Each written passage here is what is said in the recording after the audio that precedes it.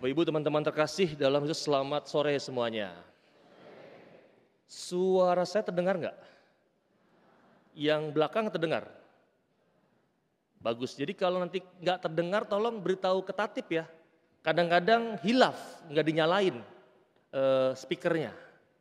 Saya seringkali bertanya begitu karena saya seringkali tidak mendengar feedback suara saya sendiri. Maka saya itu agak ragu-ragu apakah Anda juga mendengar apa yang saya katakan. Supaya nggak rugi, capek-capek ngomong suaranya nggak ada. Gitu ya.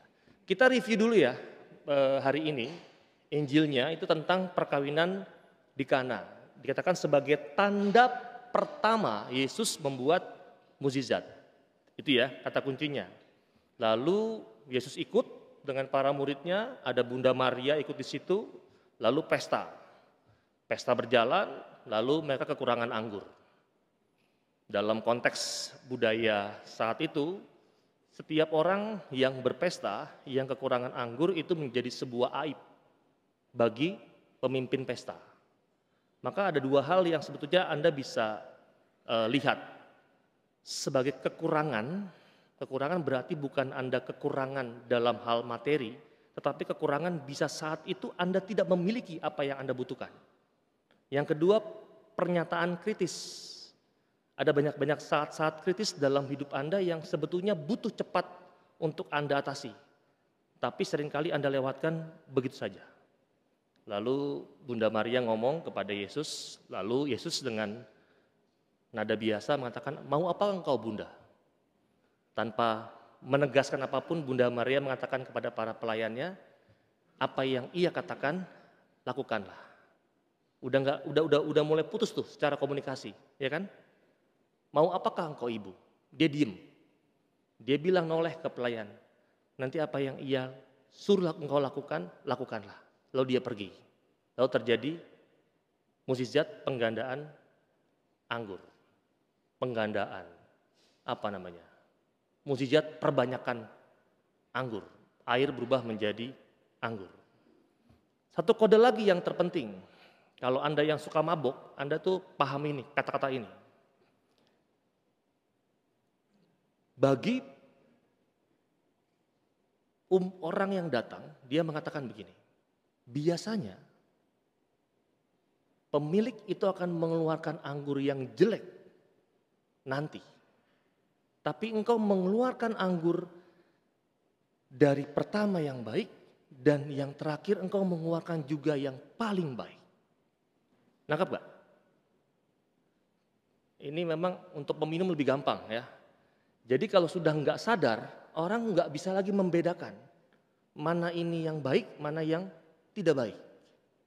Tapi kodenya adalah dia mengatakan bahwa engkau masih menyiapkan anggur, bahkan anggur yang paling baik dari pertama sampai terakhir. Clear ya? Nangkep ya? Saya bosen juga sih menjawab bahas ini ya, karena udah banyak banget dalam perkawinan bahas ini lagi, bahas lagi. Saya coba untuk menemukan ada 4 poin supaya Anda memahami ada begitu banyak hal yang kecil tapi bagi saya menarik untuk direfleksikan. Poin pertama saya menuliskan sebuah daya tarik peristiwa mukjizat. Saya akan menekankan di poin-poin supaya mudah dibawa pulang ya. Daya tarik peristiwa mukjizat. Di pasal ini kita menemukan Yesus berada di sebuah pernikahan. Pernikahan adalah sebuah institusi yang menandakan sebuah komitmen, hubungan dan juga di dalamnya ada sukacita.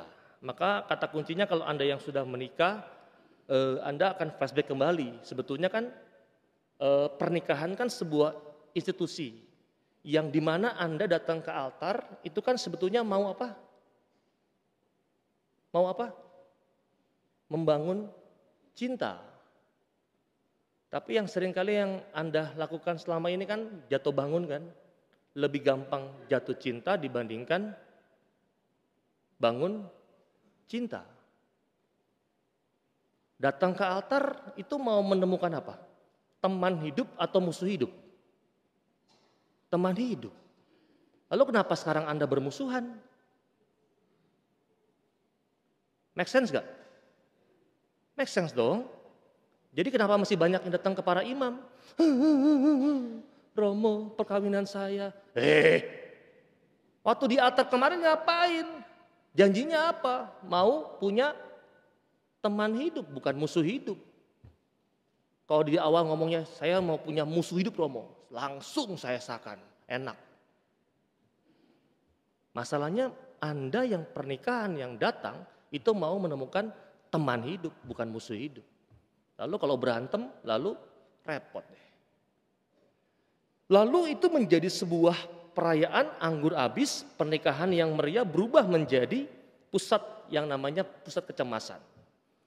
Ibu Maria datang menyadari masalah ini, meminta Yesus untuk menyelesaikannya, dan dalam konteks kehidupan kita seringkali dihadapkan yang namanya kepada kekosongan dan kehampaan.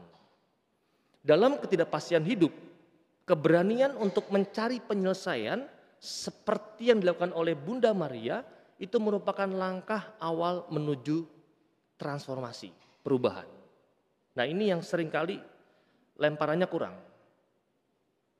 Ketika mengalami kekosongan, mengalami kehampaan, mengalami situasi kritis, sikap Bunda Maria adalah mencoba mencari solusi.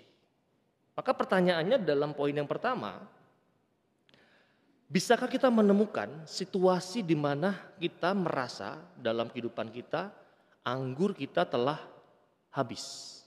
Dalam momen apa? Anda temukan di momen apa Anda mengalami anggur Anda itu habis? Apakah Anda pernah juga merasa hidup menjadi kurang bermakna? Bahkan cinta dan komitmen Anda sudah mulai pudar. Untuk saya sama. Kapan saya dalam imamat saya merasa anggur saya habis? Kapan dalam hidup imamat saya merasa bahwa saya mengalami kekosongan, kecinta, komitmen? Sama pertanyaannya. Maka kita semua bisa belajar dari Bunda Maria. Ketidakpastian tidak seharusnya menghentikan kita untuk mencari solusi. Itu yang pertama. Maka bullshit kalau ngomong saya, udah berusaha Romo. Kayaknya kalau solusi itu enggak 1-2 hari ya, enggak 1-2 bulan ya, bahkan bertahun-tahun Anda mencari solusi. Maka kalau Anda datang cuman berantem sebulan, 2 bulan, setahun, cemen bagi saya. Cemen. Cemen. Jelas saya bilang. Solusi itu cari, enggak sehari 2 hari, bertahun-tahun. Maka Anda menemukan banyak orang yang mengatakan sukses, tapi ternyata dia terus-menerus bertahun-tahun mencari solusi dalam hidupnya. Itu yang pertama. Yang kedua, mukjizat sebagai simbol perubahan. Yesus meminta air untuk diisi dalam bejana yang digunakan untuk upacara penyucian. Untuk mencuci, bahasanya gampangnya, untuk tuan rumah datang, tamu-tamu datang ke rumah lalu dicuci oleh para budaknya. Nah, gentong itu dipakai untuk Yesus untuk merupakan air dalam gentong tersebut dipakai Yesus untuk dalam proses mukjizatnya. Artinya kalau kita mau melihat dalam sudut pandang yang sederhana, seringkali kita tahu bahwa air itu penting, tapi kita lihat sebagai sesuatu yang biasa. Ketika Yesus itu merubah air menjadi anggur, Yesus merubah sesuatu yang biasa menjadi yang luar biasa. Maka pertanyaan refleksi dari poin yang kedua adalah begini. Mampukah Anda melihat ada begitu banyak hal yang baik yang Tuhan beri kepada Anda lewat sesuatu yang biasa, tetapi Anda kurang mengeksplor itu untuk menjadi sesuatu yang luar biasa? Maka orang-orang macam ini biasanya ngeluh, gampang ngeluh. Saya tuh orang yang agak sulit dengan bahasa. Harus ekstra saya bahasa. Untuk logika, untuk sesuatu yang lain saya cepat. Maka dibilang effortnya mesti lebih.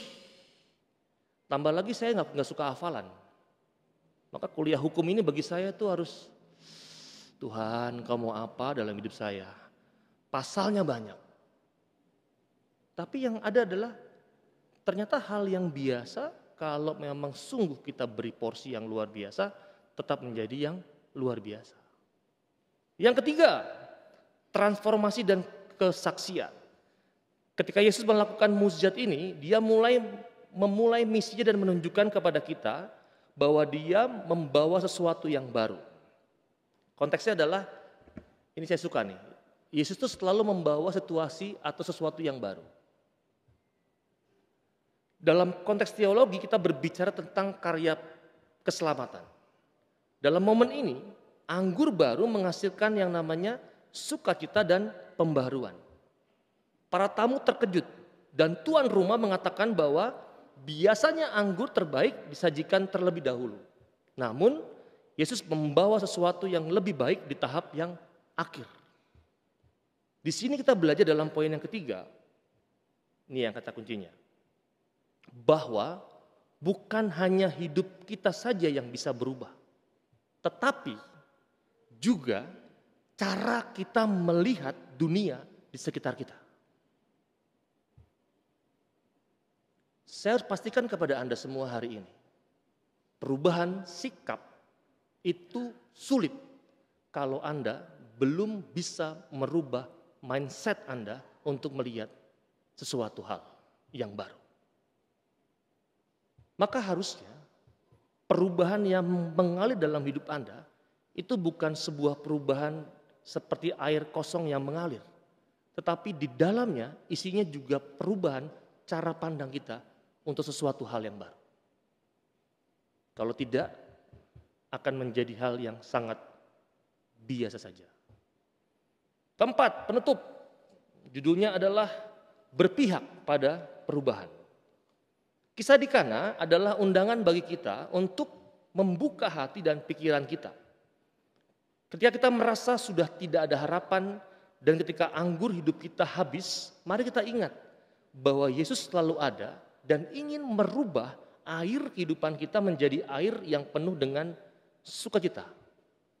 Maka mari kita merenungkan bagaimana kita dapat menerapkan prinsip-prinsip transformasi ini, perubahan ini dalam konteks kehidupan kita sehari-hari. Apakah kita mau menjadi saluran bagi perubahan ini? Atau apakah kita siap untuk berdoa dan mempercayakan segala sesuatu kepadanya? Maka akhirnya saya mengatakan, Bapak Ibu, teman-teman, tidak ada situasi yang terlalu kecil atau terlalu besar untuk Yesus. Dan Dia ada untuk mengubah hidup kita. Menjadikan hal biasa menjadi luar biasa. Dan mengisi kekosongan kita dengan kasih dan sukacitanya. Titik. Begitu? Susah? Enggak kan? Kalau saya menutup dengan lagu boleh?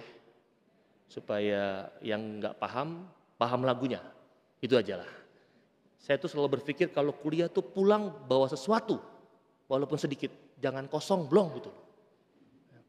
Agak mengerikan bagi saya kalau saya pulang gitu dari jam 8 pagi sampai jam 4 sore itu kosong blong tuh mengerikan bagi saya. Nah, saya juga mengerikan kalau umat datang misa enggak paham apa-apa. Maka bawalah pulang sesuatu yang baik yang untuk Anda renungkan.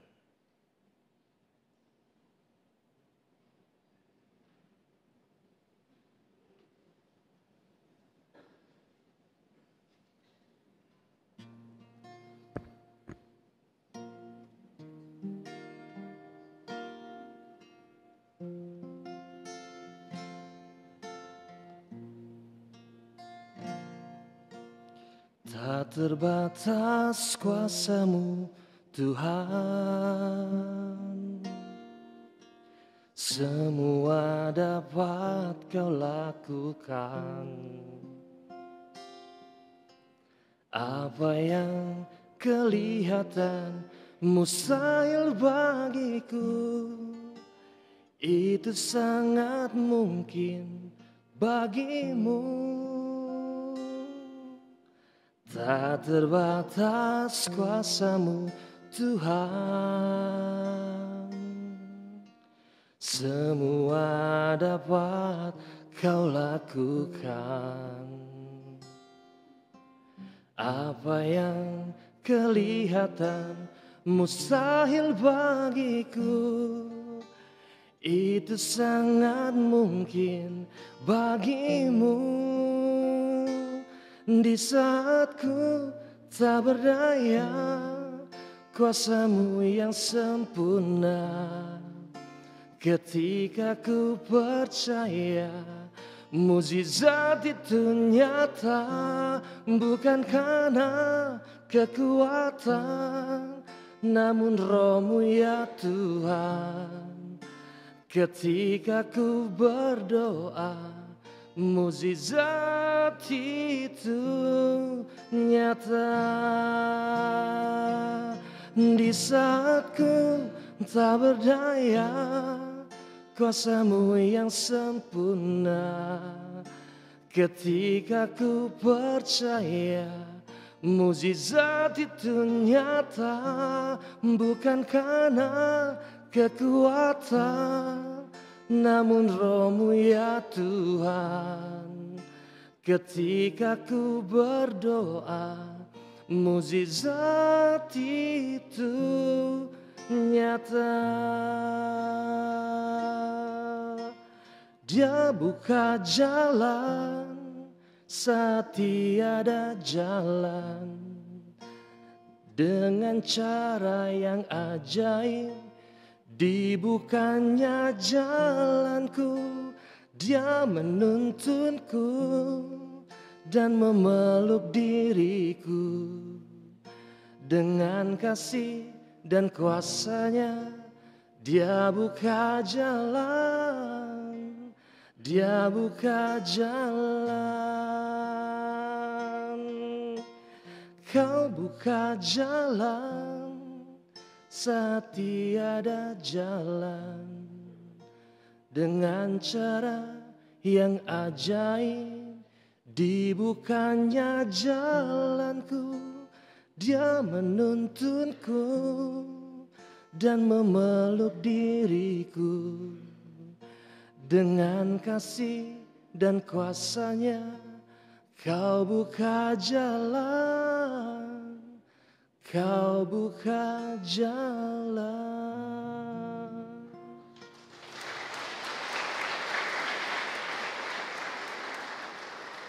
Mari Bapak Ibu kita hening sejenak, kita bersyukur bahwa Allah seringkali tidak memberikan otomatis kepada kita sesuatu hal yang besar.